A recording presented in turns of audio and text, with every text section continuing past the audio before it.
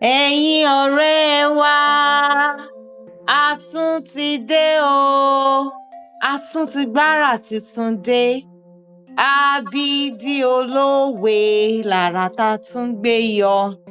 Lọ́sọ̀ọ̀sẹ̀, a ó máa sọ òwe tó bẹ̀rẹ̀ pẹ̀lú álífábẹ́ẹ̀tì èdè Yorùbá. Ó yá o, ẹ jẹ́ á lọ. Ẹ káàbọ̀ sí abala Abídí olówe ti tọ̀sẹ̀ yìí o. Ẹ òun ni a fẹ́ kọ́ lọ́sẹ̀ yìí.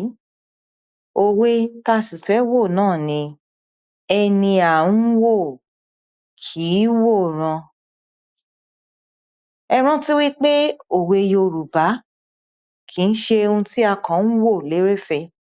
Ó máa ń ní ìtumọ̀ tí ó jinú, tí ó jinlẹ̀. Ìtumọ̀ òwe yìí náà sì ni wípé ní gbogbo nǹkan tí a bá ń ṣe ní ayé yìí, kí a máa fi ọkàn sí i, kí a máa fi ojú sí i.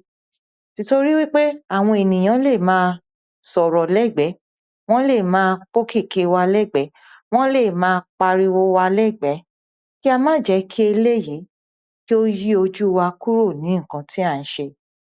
Kí a fi ara balẹ̀, kí a sì parí ohun tí a bẹ̀rẹ̀. A ò rí jù báyìí lọ fún ọ̀sẹ̀ yìí o. Tó bá tún dọ̀sẹ̀ tó ń bọ̀, ká tún pàdé. Ire o.